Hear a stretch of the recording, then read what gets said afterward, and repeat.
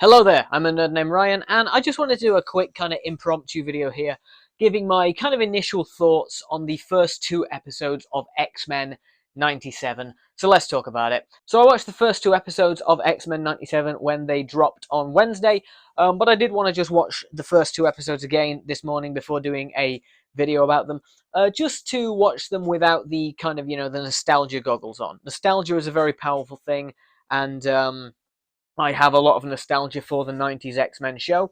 So I wanted to the first time I watched it, I wanted to just let that nostalgia wash over me.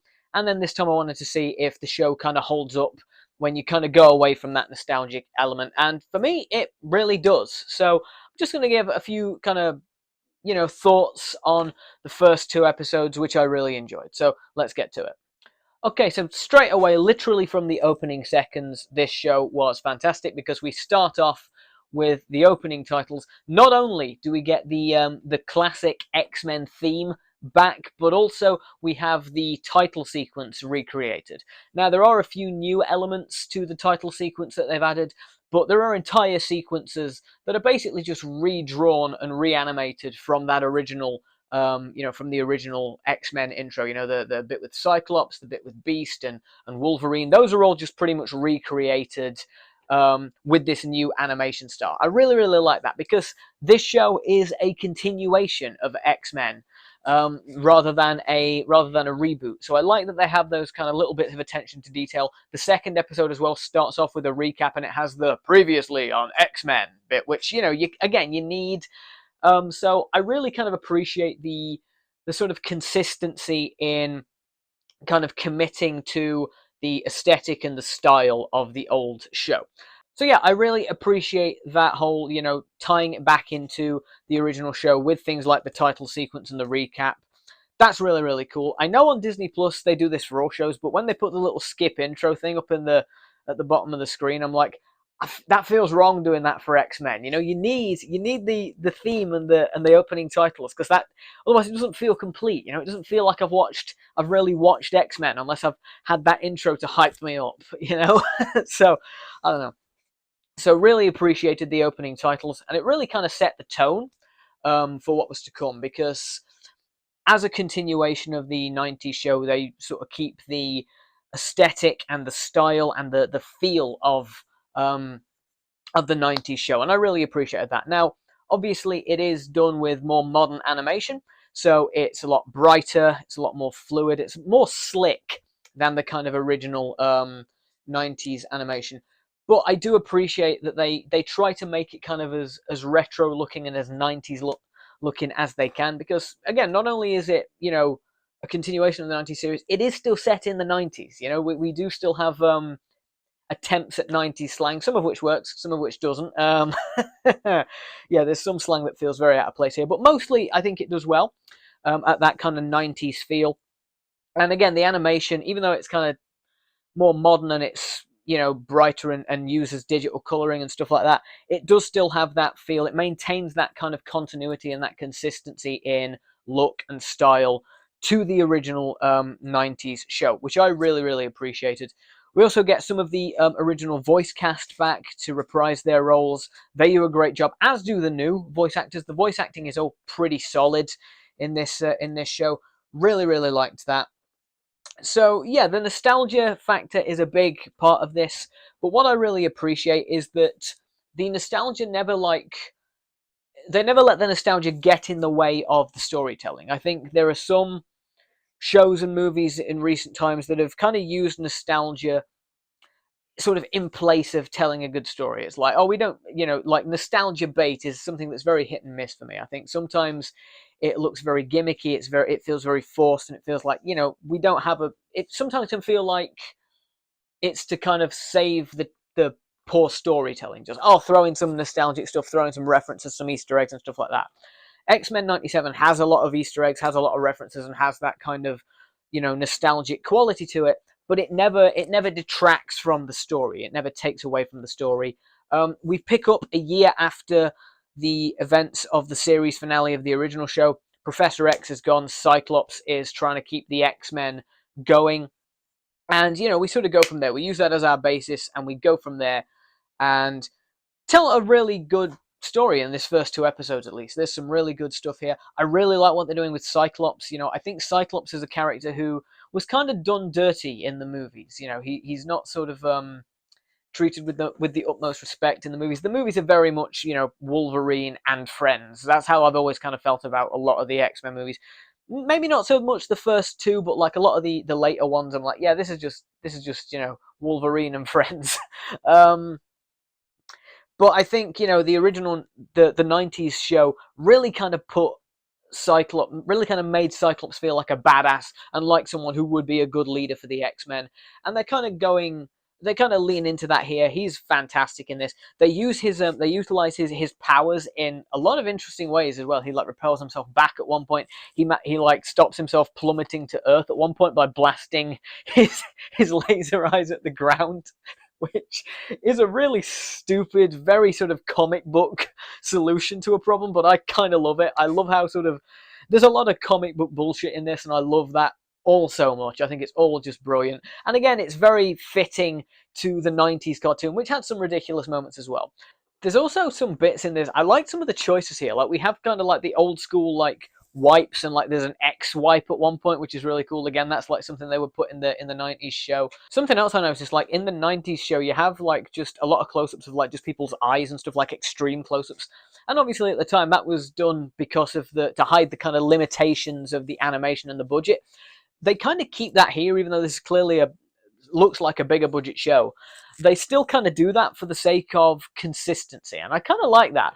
There's some of that like in the writing as well. Like, you get like some of the dialogue's very, very heavy-handed, and normally that would kind of put me off, but it was like that in the '90s show as well, so I can't tell if it's just, if it's paying homage to the '90s show, or if it is just, clunky dialogue, unintentionally clunky dialogue.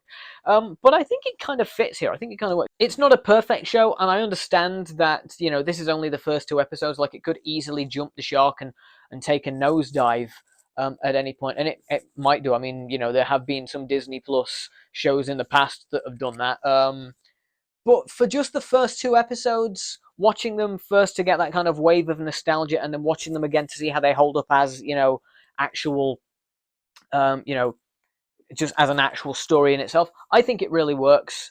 I think it's really, really good. I think it's really solid. A good, solid cartoon. Something else I really liked as well is the pacing. Like, in these 2 episodes, like, these are 30-minute episodes, and there is a lot of stuff happening in both episodes, but it never feels like it's rushing, moments that are serious, they have time to breathe. They have moments to, they take their time with certain moments, and then they rush, they speed through the bits, like, the fight scenes are very kind of action-packed and very fast, and, you kind of need that. I loved the action scenes, by the way. There's a mind-blowingly good action scene in the first episode that feels kind of almost like a video game fight scene almost. Like, there's like team up bits. There's like a bit where Gambit like supercharges Wolverine's claws, and that was so good. That got me so hype. I loved that. That was amazing. So yeah, the fight scene was great. Storm is the first mutant that we see use her powers, and she just immediately owns the space. She just bursts into this room and just immediately shows how much of a badass she is, which is cool for me because I love Storm. Storm is my favorite X-Men character. Something else I like, this is a little detail, I like that they kind of stuck with the consistent character designs as well. Like, again, to tie into that consistency with the old show, they keep the character designs the same. I was not worried necessarily, but I was kind of curious to see whether or not they would try to make Wolverine look more like, his live action counterpart, the Hugh Jackman version. They don't do that. They keep him pretty much like how he looks in the '90s show, to the point where they make him short again. I like when they make Wolverine short, because Wolverine is short in the comics. Like, there's a bit where he's, squaring up to Cyclops, and Wolverine is like down here, and Cyclops is like up here. I like that. I like Wolverine is short. Wolverine is short in the comics. That's why he's called Wolverine, because he's like small but vicious. That's one of the reasons he's called Wolverine. So I liked that. I liked that they kept that continuity again with the sort of character designs and stuff like that. That was really, really cool. Yeah, and like I say, the action scenes are really cool, really fast-paced, but then you also have these moments where it is allowed to slow down, where it's allowed to kind of have these big dramatic moments. Magneto especially, he gets a couple of like moments in in episode 2 where it's like he's doing these kind of big speeches, and it's like very theatrical, very almost Shakespearean in the way that he's kind of, he stood there, he's like, I have an audience now, and he just, it's very much what you'd expect from Magneto. It's very on brand for Magneto, just delivering these sort of grand, epic, theatrical speeches. Really, really loved that. And the second episode made me kind of emotional. I got kind of emotional watching this both times that I watched them. So yeah, it's just a really well done, really solid show, so far at least. As I say, we've got 10 episodes. We are 2 in. We'll see how the other 8 episodes fare, but so far, this is, I think, the best thing Disney has produced for Marvel in a while. That's another thing I really like about this show, is that it's very self-contained. Like, sure, it's a continuation of 90s X-Men, but it gives you enough information that if you haven't seen 90s X-Men for a while, or if you haven't seen it at all, you can still kind of jump on here and then go back and watch 90s X-Men if you like this. And I like that kind of that standalone nature to it, because I think something that I've not really liked from the MCU in recent times, for the most part, is just how complex and how interconnected it's all getting. Back in Phase 1 and Phase 2 and stuff like that, you had like all the movies kind of worked as standalones. Yes, you had the big kind of event, and you had the big kind of crossover event, and you had all the bits that teased the big crossover event. But a lot of the movies still worked as standalones. Now I think so many of the kind of movies and shows are relying on that kind of shared universe interconnectivity, and that can work really well, but it can also be a bit of a hindrance to the MCU. And I think it's with a few recent projects, it's kind of hindered more than it's helped the MCU. So I really like that X-Men 97, again, is very self-contained. It's just this and 90s X-Men. And, it's nice. It's nice to watch something that is just its own thing without being, intrinsically connected to the wider Marvel Cinematic Universe. At least so far. You never know. They might end up doing some kind of twist to connect it. Who knows? Like I say, this is only the first 2 episodes. I'm hoping they do leave it as very much a kind of standalone sequel series. I think that's going to work better. I think that's going to work in its favor. So there we are. Those are my kind of all over the place, very rambly thoughts on the first 2 episodes of X-Men 97. I think it's a really good show so far. I think it's a really solid superhero cartoon. Really good continuation of the original X-Men show. And I'm really looking forward to seeing where they go with it over the coming weeks. Really looking forward to see what they do there. But what did you think of X-Men 97? Did you really like it? Did you really not like it? Do you think it's a good continuation of the original show? Have you never seen the original show? Whatever your thoughts are, drop them down in the comments. Let's have a chat about it.